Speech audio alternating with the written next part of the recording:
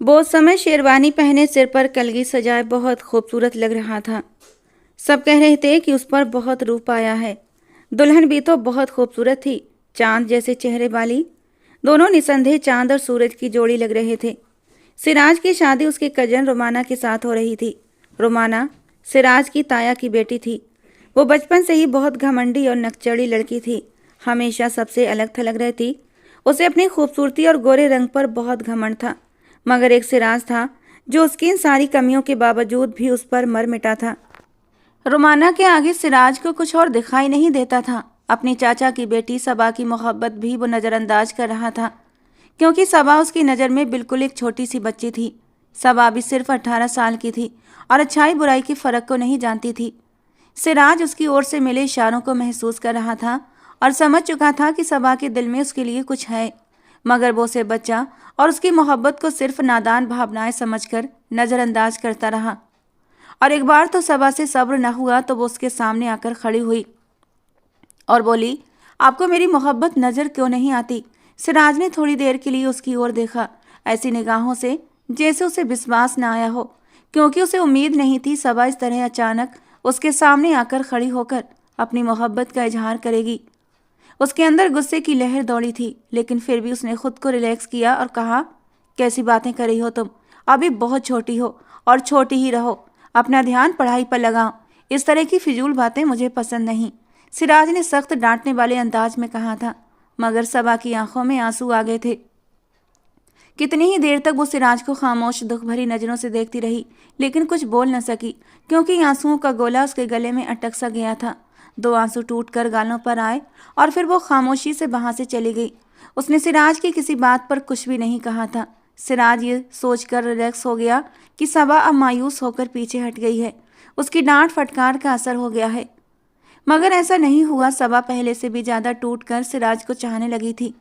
पहले जब वो अपनी मोहब्बत सिराज पर जाहिर करने से डरती थी, लेकिन अब एक बार उसने अपना दिल खोलकर सिराज के सामने रख दिया तो उसकी झिझक निकल गई थी और अब पहले से ज्यादा शिद्दत से अपनी मोहब्बत का इजहार करने लगी थी। कभी कभी सबा का ये जुनून देखकर सिराज भी डर जाता था। वो उसे समझाने की हर मुमकिन कोशिश करता, प्यार से डराकर धमकाकर डांटकर उसने हर तरीका अपनाकर देख लिया था, लेकिन सबा की मोहब्बत धीरे धीरे गलत राह इख्तियार करती जा रही थी। उसने तो जैसे सिराज को पा लेने की जिद ठान रखी थी, बल्कि अब तो उसने सिराज को धमकाना शुरू कर दिया था कि अगर उसने उसे छोड़कर किसी और से शादी की तो वो या तो उस लड़की की जान ले लेगी या खुद अपनी ही जान दे देगी। वो अपनी मोहब्बत को यूं किसी और के हाथों में जाने नहीं देगी, उससे बदनाम कर देगी और उसकी और अपनी इज्जत का तमाशा बना देगी। मगर सिराज उसकी सारी बातों को एक कान से सुनकर दूसरे से निकाल देता, क्योंकि वो जानता था कि सबा सिर्फ जज्बात में आकर ऐसा कह रही है, वरना हकीकत में वो एक डरी सहमी सी लड़की थी। अगर रोमाना उसके दिल में न होती तो शायद एक बार वो सबा के बारे में सोच सकता था, क्योंकि सबा पढ़ी लिखी, खूबसूरत, समझदार लड़की थी। लेकिन सिराज अपने दिल का क्या करता जहां पर सिर्फ रोमाना की मोहब्बत की रोशनियां बिखरी हुई थीं, इस बात से बेखबर कि रोमाना के दिल में उसके लिए कोई भी जज्बात नहीं है। वो बस दिल ही दिल में बेपनाह रोमाना को चाहे जा रहा था। फिर जब सिराज और रोमाना की शादी की बात शुरू हुई तो एक दिन सबा रोते हुए सिराज के कमरे में आ गई। आप ऐसा कैसे कर सकते हैं? सबा ने कहा। सिराज ने आंखों में बेगानापन और लहजे में बेपरवाही लाकर उसे देखा और कहा, क्यों? क्या कर दिया मैंने ऐसा जो तुम इस तरह आधी रात को मेरे कमरे में आई हो? तुम्हें इस वक्त मेरे कमरे में नहीं आना चाहिए था। ये गलत है सबा। खानदानी शरीफ लड़कियों को ये बातें शोभा नहीं देती। सिराज के अंदाज से झुंझला गई और बोली, मुझे डर था कि मुझे आपसे बात करते कोई और न देख ले। मैंने सबके सोने का इंतजार किया तब यहाँ आई हूँ। ये शरीफ लड़कियों का तरीका नहीं होता कि आधी रात को किसी गैर लड़के के कमरे में जाएं। तुम अभी और इसी वक्त मेरे कमरे से निकल जाओ और दोबारा ऐसा करने की जुर्रत मत करना, वरना मैं तुम्हारी माँ को सब कुछ बता दूंगा कि तुम किस तरह अपनी मर्यादा और अपनी गैरत को भुलाकर मुझसे मोहब्बत की भीख मांग रही हो, जबकि मैं तुमसे उम्र में 12 साल बड़ा हूँ। मेरे लिए तुम सिर्फ एक छोटी बच्ची हो, इससे ज़्यादा कुछ भी नहीं। सिराज, मुझे कोई फ़र्क नहीं पड़ता कि तुम मुझसे कितने बड़े हो। मैं तुमसे मोहब्बत करती हूँ और मैं वादा करती हूँ कि मैं ये रिश्ता बहुत ईमानदारी और वफा के साथ निभाऊंगी। तुम रोमाना से रिश्ता तोड़कर मेरे साथ रिश्ता जोड़ लो, मैं तुम्हारे बिना जी नहीं सकती। वो उसके कदमों में बैठ गई थी। जबकि सिराज 2 कदम पीछे हटा था। ये क्या कर रही हो सबा? ये सब करना तुम्हें शोभा नहीं देता। और वैसे मान भी लो, अगर मैं तुम्हारे कहने पर तुमसे शादी भी कर लूं तो मैं तुम्हें वो मोहब्बत ना दे सकूंगा तो जो तुम्हारा हक है, क्योंकि मेरे दिल में सिर्फ रोमाना के लिए मोहब्बत है, तुम्हारे लिए नहीं। ये कहकर सिराज खुद ही कमरे से बाहर चला गया था, क्योंकि उसे पता था सबा तो कमरे से जाएगी नहीं, और अगर किसी ने देख लिया तो तमाशा हो जाता। रोमाना उसे जिस तरह बिन मांगे मिल गई थी, उसकी तो जैसे मन की मुराद पूरी हो गई थी। लेकिन सबा के आंसू उसकी खुशियों में रुकावट डाल रहे थे। और फिर जब रोमाना के साथ उसकी शादी का सिलसिला शुरू हुआ तो सबा की बेचैनी अब सिराज को भी परेशान करने लगी थी। हर वक्त उसकी आंखें रोई रोई सी रहती। वो दास नज़रों से सिराज को देखती। सिराज को डर था कि अगर घर वालों ने सबा के इस रवैये को नोट किया तो वे सिराज के बारे में क्या सोचेंगे, जबकि सिराज ने तो कभी सबा को इस नज़र से देखा तक नहीं था और ना ऐसा कभी सोचा था। उसने उसे प्यार से हर तरह से समझाने की कोशिश की और फिर सबा ने भी जैसे तैसे खुद को समझा लिया था। अब वो सिराज से दूर दूर रहती थी, मगर उसका दिल हर वक्त सिराज की ओर ही खींचता रहता था। उसका पहला प्यार, पहला ख्वाब सिराज ही था। इतनी आसानी से वो अपनी मोहब्बत को दिल से कैसे निकाल सकती थी? वो जानती थी उसकी और सिराज की उम्र में बहुत फ़र्क है। सिराज के दिल में जो कुछ रोमाना के लिए था वो उसकी आंखों में साफ झलकता था। वो खामोशी से एक तरफ हट गई थी। वो इंसान जिससे वो मोहब्बत करती थी, जिसके लिए वो तहज्जुद में दुआएं मांगती थी, आज वो हमेशा के लिए किसी और का होने जा रहा था। सबा को रोमाना का रवैया भी खटकता था। ऐसा महसूस होता कि रोमाना सिराज के लिए वैसा महसूस नहीं करती जैसा सिराज उसके लिए करता है। शायद ये सबा का वहम था, क्योंकि वो खुद सिराज के बारे में हद से ज़्यादा हसास थी। वो उसकी छोटी छोटी बातों को घंटों सोचती रहती थी। तभी तो रोमाना का रवैया उसे ज़रूरत से ज़्यादा महसूस हो रहा था। बाकी सबके लिए रोमाना का रवैया नॉर्मल था। वो हमेशा के लिए दिए अंदाज में रहती, हर वक्त अकेली बैठी न जाने किन ख्यालों में गुम रहती थी, और अब भी वो उसी रूटीन पर कायम थी। सबा सोचती थी कि रोमाना को तो अपनी किस्मत पर नाज होना चाहिए। उसे खुश होना चाहिए कि वो सिराज खान की ज़िंदगी में उसकी बीवी बनकर दाखिल हो रही है। मगर ये कैसी नाशुक्री थी रोमाना की, और सबा के दिल में ये कितनी ख्वाहिश थी कि वो सिराज की आंखों में अपने लिए मोहब्बत के दिए जलते देखे। मगर सिराज उसकी मोहब्बत को नज़रअंदाज करके रोमाना के इश्क में डूब चुका था, और रोमाना का ऐसा रवैया था जिससे उसकी खुशी जाहिर नहीं होती थी। उस दिन वो अपनी माँ आसिया बेगम के साथ बंद कमरे में तेज आवाज़ में बहस कर रही थी। उनकी आवाज़ें कमरे से बाहर तक आ रही थीं। सबा कमरे के बाहर खड़ी थी और बाकी सारी कजिन्स भी वहीं थीं। जब उन्होंने रोमाना को यूं चीखते चिल्लाते देखा तो सब हैरान और परेशान रह गए।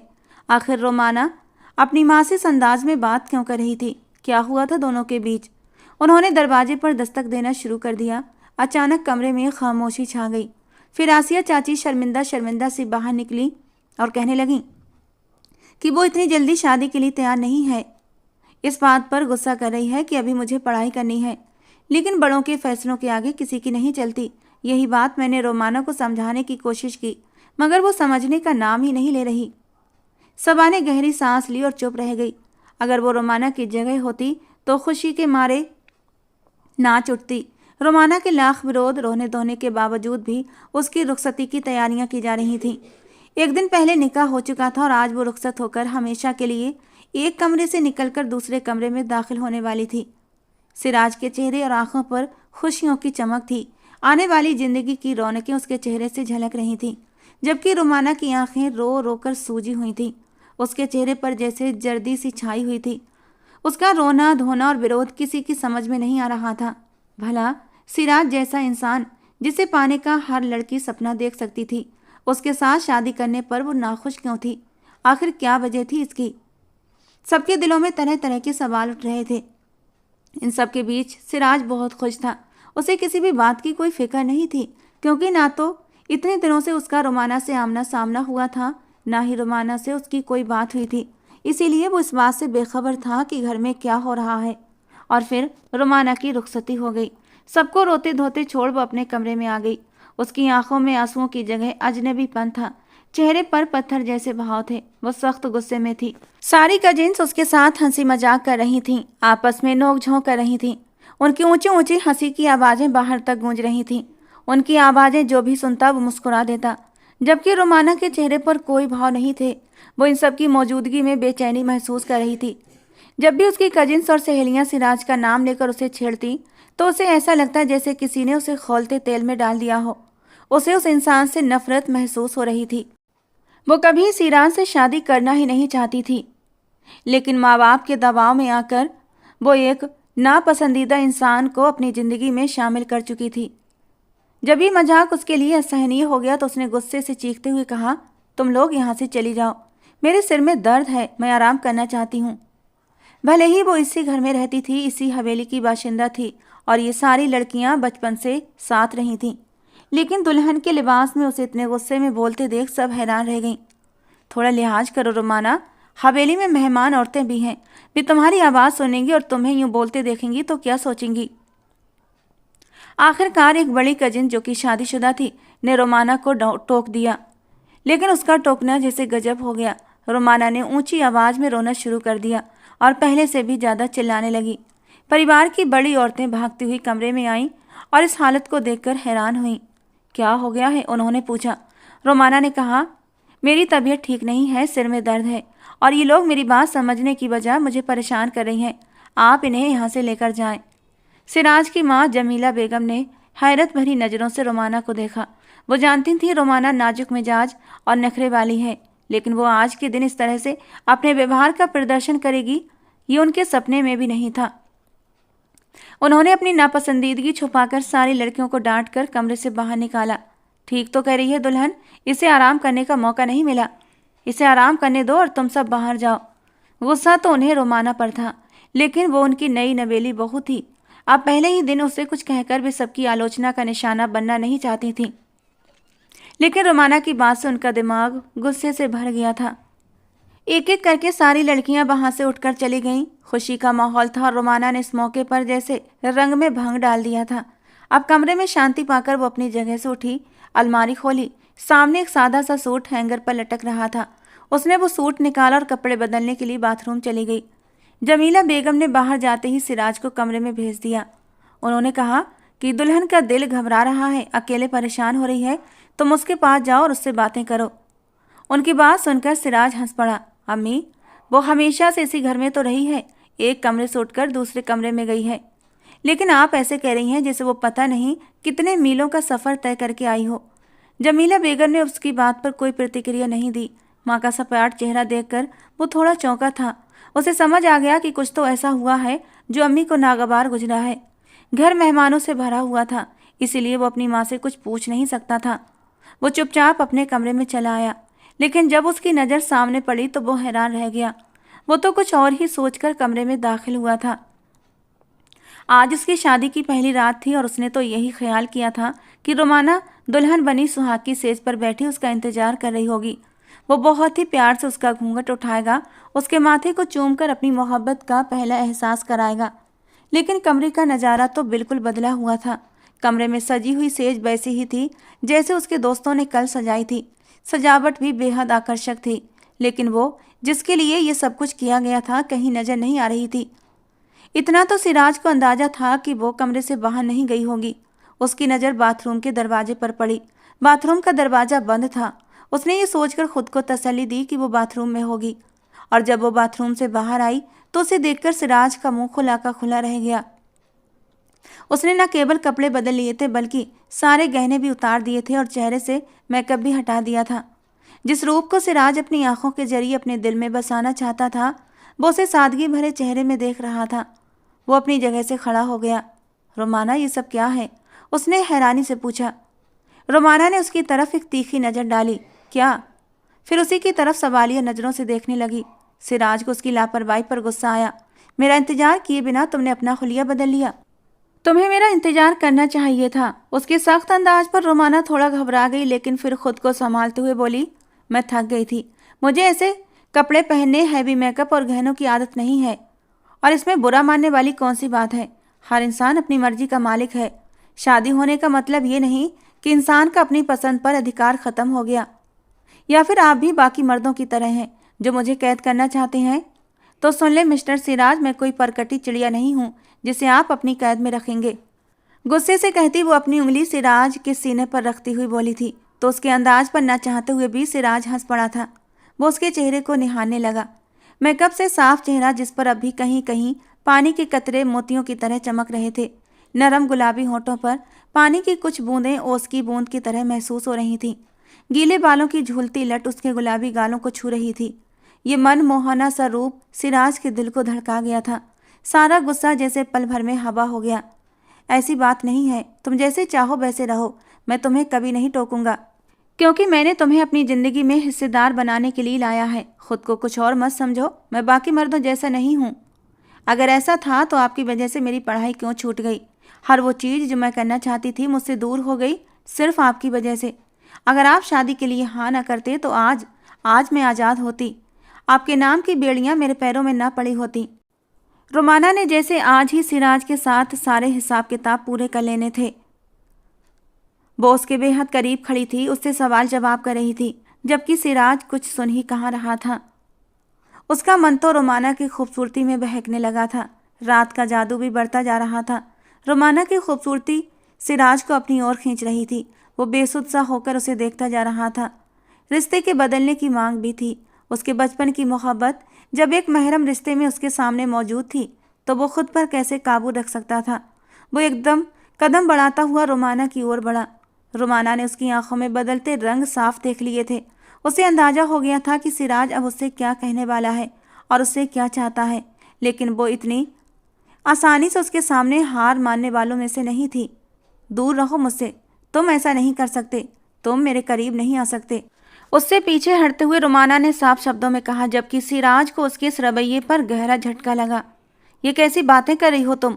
मेरा तुमसे निकाह हुआ है। तुम आज इस घर में मेरी बीवी की हैसियत से मौजूद हो और तुम मुझे अपने करीब आने से रोक रही हो। ऐसा कैसे कर सकती हो तुम? अगर तुम अपनी मर्जी कर सकते हो, मेरी पढ़ाई छुड़वा सकते हो, मुझे घर में बिठा सकते हो, तो मैं भी अपनी मर्जी का इस्तेमाल कर सकती हूँ। और अगर तुमने मेरे करीब आने की कोशिश की तो मैं शोर मचा दूंगी। खबरदार, अगर तुमने मुझसे अपना हक लेने की कोशिश की, जब तक तुम मेरी बात नहीं मानोगे, मेरी पढ़ाई दोबारा शुरू नहीं कराओगे, तब तक मैं तुम्हारे साथ कोई रिश्ता नहीं बनाऊंगी। सिराज तो हैरानों परेशान रह गया था। देखो रोमाना, मेरी बात समझने की कोशिश करो। मुझे आपकी कोई बात नहीं सुननी। मुझे पता है कि इस वक्त आपके सिर पर हवस का भूत सवार है, जिसे आप सिर्फ मोहब्बत का नाम दे रहे हैं और निकाह के रिश्ते में छिपाने की कोशिश कर रहे हैं, लेकिन हकीकत कुछ और है। यह आपकी हवस है और कुछ नहीं, जो आपको मेरे करीब आने पर मजबूर कर रही है। रोमाना की इतनी गलतफहमी पर सिराज का दिल किया कि वो उसे थप्पड़ लगा दे, लेकिन वो उससे मोहब्बत करता था। ऐसा करने के बारे में सोच भी नहीं सकता था, लेकिन वो अपनी आज की रात खराब भी नहीं करना चाहता था। उसने जरा सा आगे बढ़कर रोमाना को कलाई से पकड़कर अपनी ओर खींचा था। रोमाना शायद बेखबर खड़ी थी, लहराकर उसके सीने से आ लगी, जबकि सिराज इतनी देर में उसे अपनी बाहों में दबोच चुका था। तुम मेरी मोहब्बत से यूं बचकर नहीं निकल सकती रोमाना। इन पलों के लिए, तुम्हारी चाहत के लिए, तुम्हारी संगत के लिए मैंने बहुत इंतजार किया है और अब तुम मुझे यूं इनकार नहीं कर सकती। वो उसके चेहरे के हर नक्श को छूता हुआ धीरे धीरे सरगोशी के आलम में बोल रहा था, जबकि रोमाना का दिल तो ऐसा था जैसे पसलियां तोड़कर बाहर आ जाएगा। उसे सिराज से इस तरह जबरदस्ती की उम्मीद नहीं थी।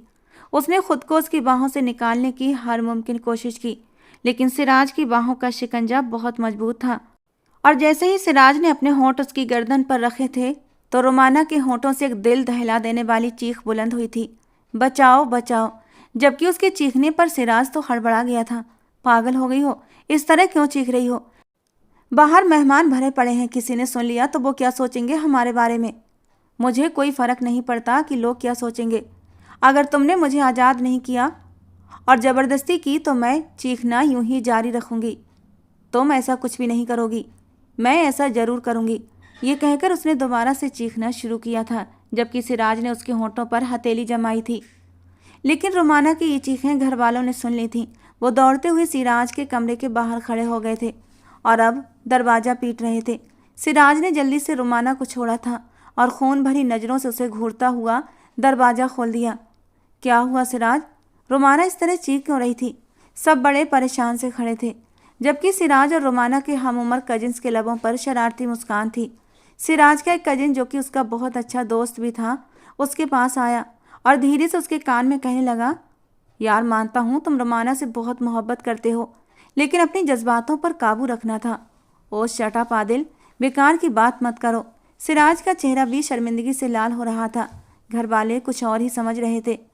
अम्मी कुछ भी नहीं है, बस रोमाना कॉकरोच से डर गई थी, लेकिन कॉकरोच अब भाग गया है। अब सब कुछ ठीक है। आप लोग अपने अपने कमरों में जाएं और आराम करें।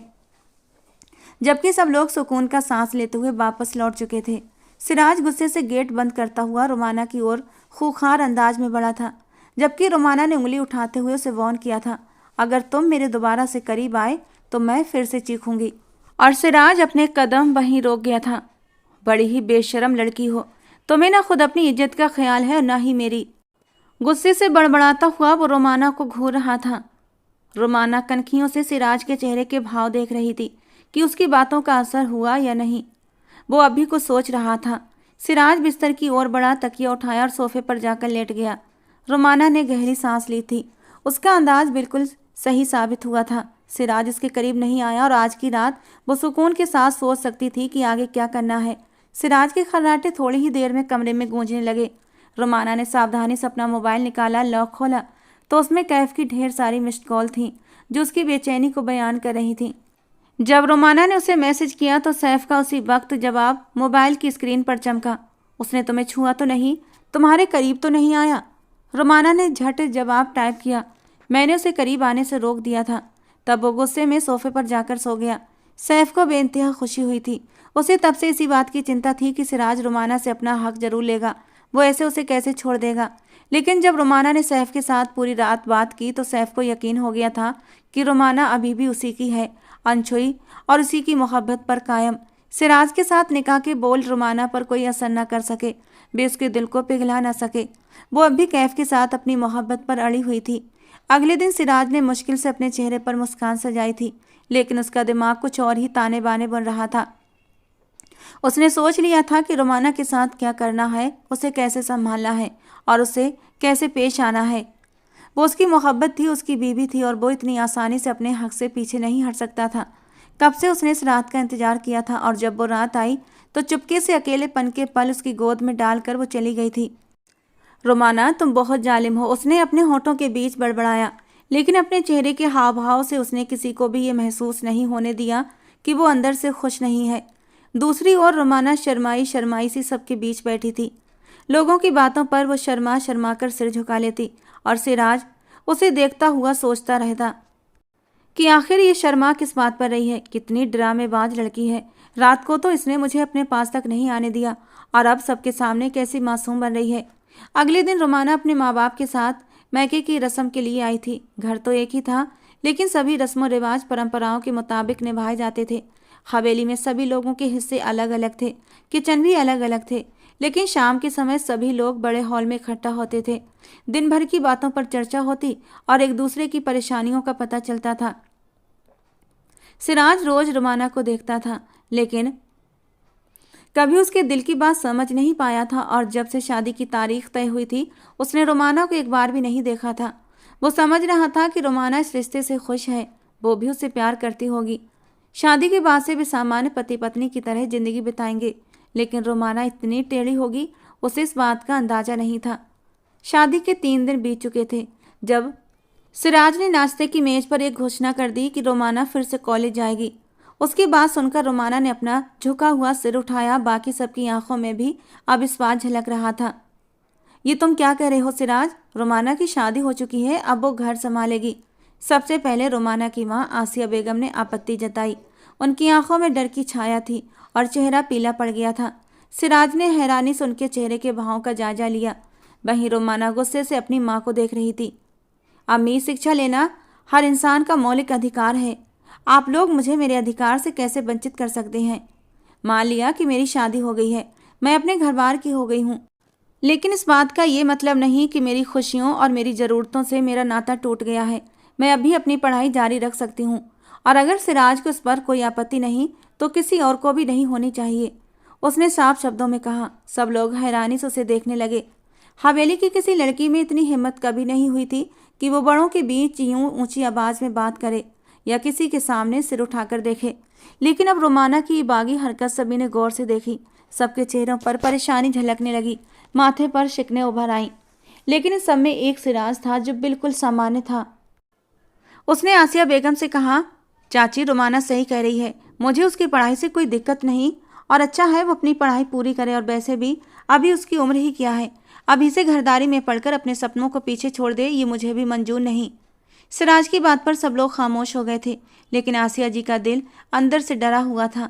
वो कैसे सिराज को बताती कि रोमाना का दोबारा से कॉलेज जाना खतरे से खाली नहीं है।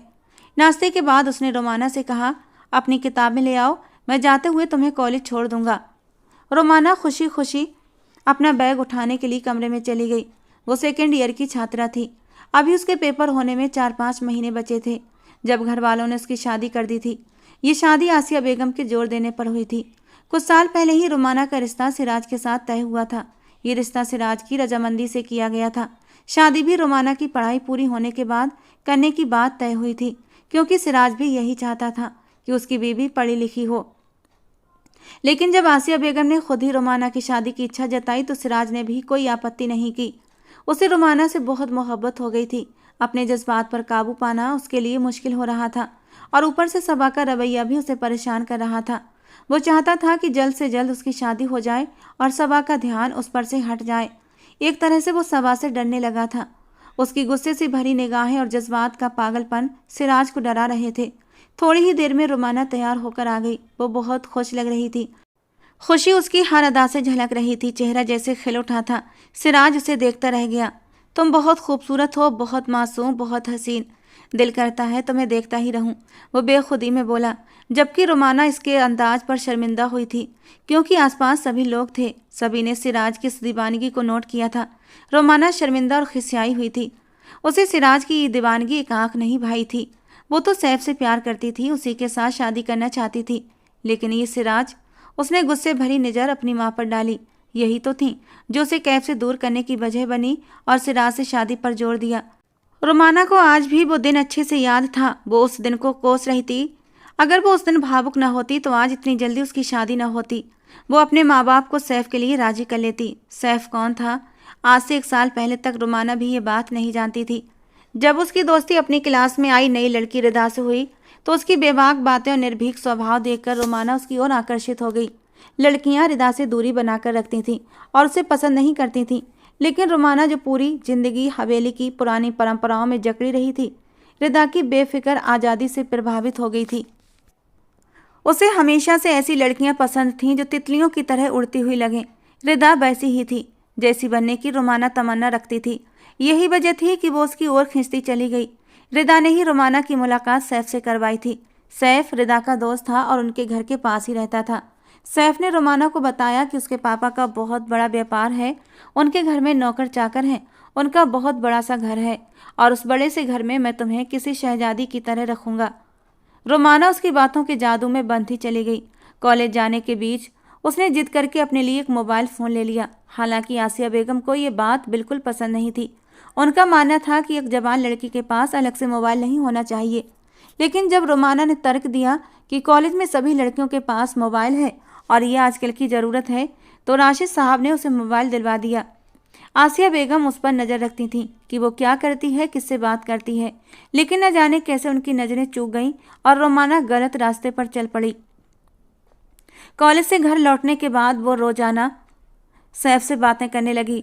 उसकी बातों का जादू उसे पूरी तरह अपनी गिरफ्त में ले चुका था। रोमाना भूल चुकी थी कि वो किस खानदान की बेटी है, किसकी मंगेतर है और उसके माता पिता ने उसे कॉलेज क्यों भेजा है। सैफ उसकी मासूमियत का फ़ायदा उठा रहा था। वो जानबूझकर उसे तड़पाता। जब तक वो उसे ढेरों मैसेज और कॉल न करती, सैफ उससे बात नहीं करता। यही रवैया रोमाना को पागल कर रहा था, लेकिन वो उसके जाल में फंसती जा रही थी। एक दिन सैफ ने उसे बाहर निकलने का दबाव डाला। उसने कहा, रोमाना, एक बार मुझसे बाहर आकर मिल लो। यकीन मानो तुम्हें इतने खूबसूरत पल मिलेंगे जो तुम सारी ज़िंदगी नहीं भूलोगी। लेकिन रोमाना घबरा गई। उसने कहा, पापा खुद मुझे कॉलेज छोड़ने और लेने आते हैं, मैं ऐसा नहीं कर सकती। सैफ उसकी बातों से नाराज़ हो गया। सैफ लड़कियों को अपने इशारों पर नचाने में माहिर था और रोमाना अब उसकी कठपुतली बन चुकी थी। उस दिन सैफ ने रोमाना की कॉल और मैसेज का कोई जवाब नहीं दिया। रोमाना तड़पने लगी। वो रोते हुए बार बार उसे कॉल कर रही थी, लेकिन सैफ ने कोई कॉल नहीं उठाई। उसने सोचा कि किसी दूसरे नंबर से कॉल करती हूँ, शायद सैफ तब उससे बात कर ले। ये सोचकर वो ड्राइंग रूम में आ गई और बाहर रखे लैंडलाइन फ़ोन से सैफ को कॉल की और रोते हुए बोली, प्लीज़ मेरी कॉल तो उठाओ, मुझसे बात कर लो, मैं तुमसे बहुत प्यार करती हूँ, तुम्हारे बिना मैं मर जाऊँगी। रोमाना ये सब कहते हुए भूल गई थी कि वो इस वक्त अपने कमरे में नहीं बल्कि ड्राइंग रूम में है। वहीं पास में आसिया बेगम और राशिद साहब का कमरा था। फ़ोन उनके कमरे के दरवाजे के पास ही रखा था। तभी उसे अपने पीछे किसी की मौजूदगी का एहसास हुआ। उसने मुड़कर देखा तो आसिया बेगम खड़ी थीं। उनकी आंखों में अविश्वास और गुस्से के मिले जुले भाव थे। रोमाना अपनी माँ को देखकर दंग रह गई। अम्मी, मैं अपनी सहेली से बात कर रही थी, उसने घबराते हुए कहा। लेकिन आसिया बेगम एक कदम आगे बढ़ी और एक जोरदार थप्पड़ उसके चेहरे पर जड़ दिया। तुम्हें जरा भी शर्म नहीं आई ये हरकत करते हुए? क्यों तुमने अपने परिवार की इज्जत को दांव पर लगा दिया? कौन है वो लड़का जिससे तुम बात कर रही हो? आसिया बेगम उसे पकड़कर अपने कमरे में ले गईं और बुरी तरह पीटने लगीं। रोमाना उनसे खुद को छुड़ाने की कोशिश करती रही, लेकिन आसिया बेगम का हाथ रुकने का नाम नहीं ले रहा था।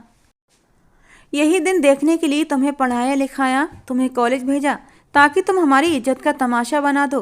क्यों किया तुमने ऐसा? आसिया बेगम मारते मारते थक गई थीं तो एक कोने में बैठकर रोने लगीं। रोमाना भी रोते हुए बोली, अम्मी, मैं सैफ से प्यार करती हूँ, उसके बिना नहीं रह सकती। जब उसके माता पिता यहाँ आएंगे तो आप लोग मेरी शादी उससे कर दीजिएगा। मैं उसके अलावा किसी और से शादी करने के बारे में सोच भी नहीं सकती।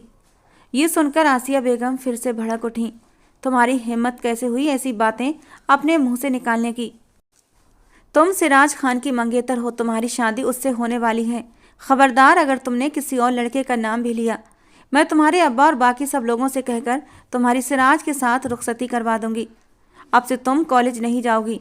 आसिया बेगम ने अपने पति को समझा बुझाकर उन्हें मनाया और ये बात घर के बड़े बुजुर्गों तक भी पहुंच गई।